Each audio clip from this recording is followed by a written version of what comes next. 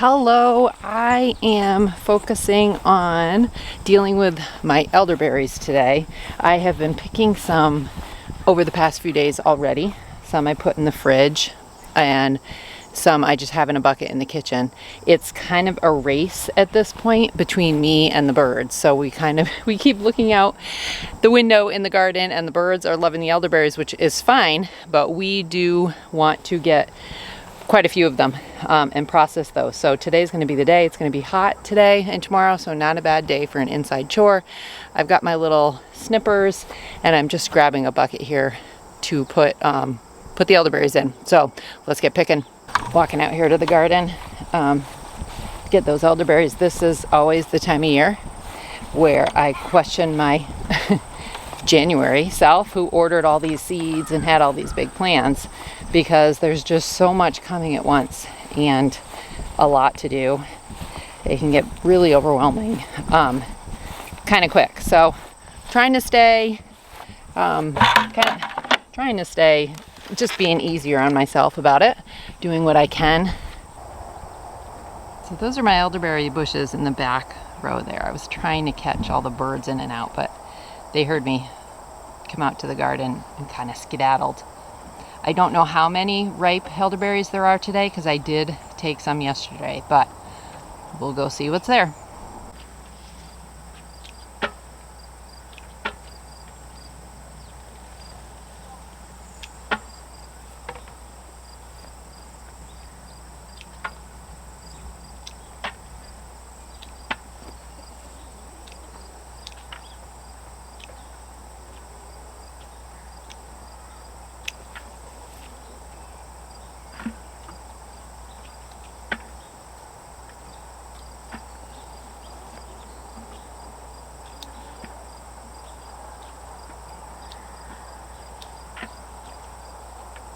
Okay, I got a good amount of elderberries.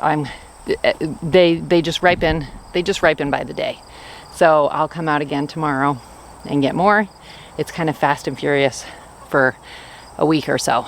But I want to get out here before the birds eat all of them.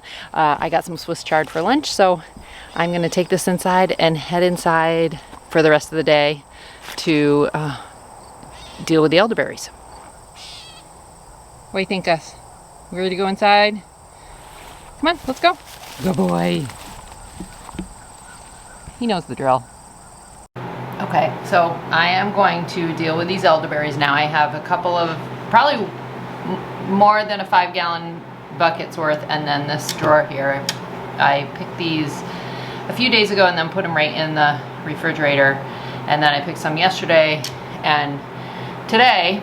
So it's a lot to keep up with, but I am going to do a couple of different things with these elderberries today. First thing I'm going to do is cut with them with these little snippers and not totally destem them, but mostly it's just a little quicker, and then get that directly going to make elderberry syrup today. So that's one thing I'm going to do. And then the other thing is I am going to dehydrate some elderberries so they can be on the shelf, and then I can keep making elderberry syrup as I need it without taking up room in the freezer. So the easiest way to de-stem elderberries is to use a fork. So you just kind of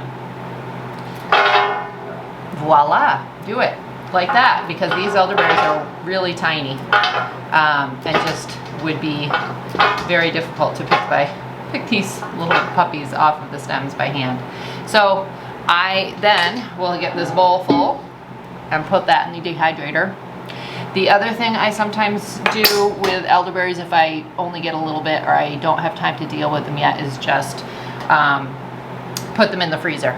So I can either, if I know I'm gonna boil it for elderberry syrup, I will just do what I did with the snippers and just cut off the biggest stem part. If I know I either want to sell the dehydrated elderberries or give them away, I will de-stem them with the fork. So this will just be the story of my life for the next week or so. But they are a valuable resource, so I don't want them to go to waste. So I'm going to get started working on these elderberries.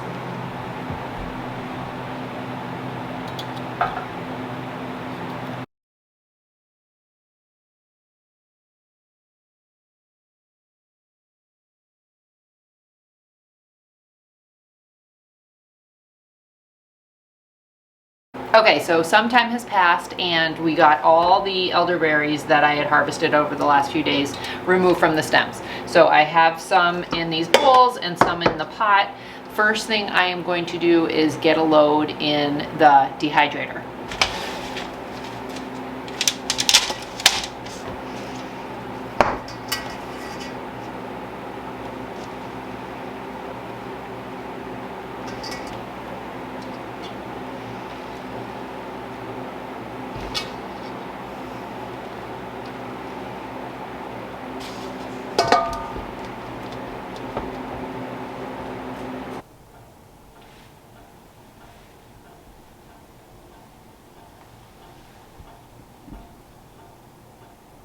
The second thing I'm doing with elderberries today is making elderberry syrup. So I have 3 big pots here on my stovetop. Each pot has elderberries, water, cinnamon sticks, fresh ginger, and cloves. So I'm gonna set those to simmer for a while.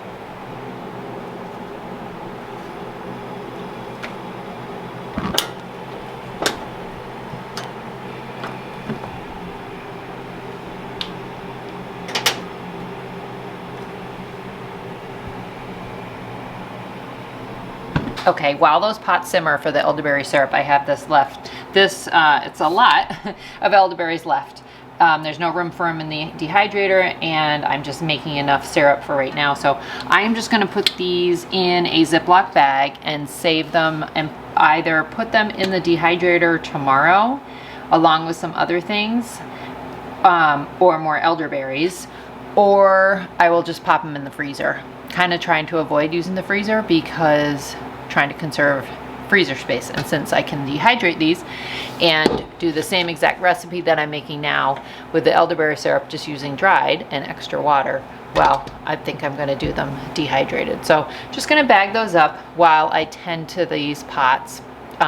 It will take a while, but it's a good day to be inside. One thing to note about elderberries are they can be toxic when not cooked. So you have to cook elderberries. They're not eaten fresh. And it's okay that I am leaving the stems in when I'm cooking them in the pot, because not only will the cooking process take away that toxicity, but I am going to strain the stems out. So those will not be in the final product. Now we just use our elderberry syrup as a medicinal syrup. In the winter, we like to take it just sort of as a daily dose. It's a great kind of cough syrup. Like, I don't know if that is scientifically proven, but for us, we like it. It's kind of soothing. So all around, kind of a good berry to have. I know you can use it for other purposes, but that's what we use it for. Oh, I just got in from doing chores. It is really hot out there. So my elderberry, the 3 pots of the elderberries were simmering for a long time, actually more than simmering, kind of a rolling boil for a long time. I don't know, at least an hour. And then I ran them through, I used a colander and I put a dish towel in it and poured it through there just so I could get all the berries out, and combined it into one pot.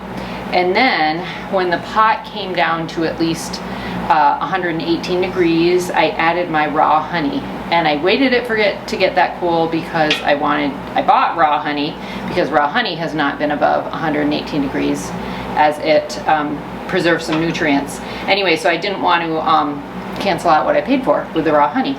So I let it get down below 118 degrees, added the honey, and I'm stirring it up, and I'm going to put it in my quart jars, and this will go right in the freezer. I've never had a problem with putting jars in the freezer. I found as long as they're, obviously, that we learned in, I think, elementary science class, that it expands, so you want to leave room in it, but you also don't want the jars to be touching.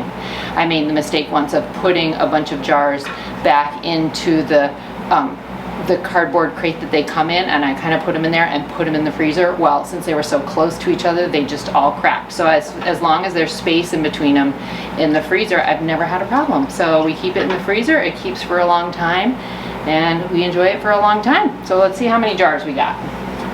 This color is so pretty. It's this beautiful purple color.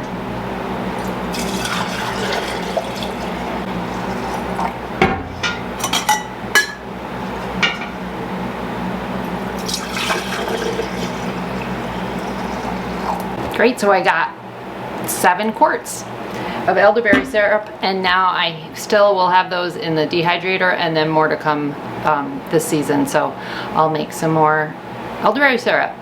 So give it a try, it's yummy. Take care.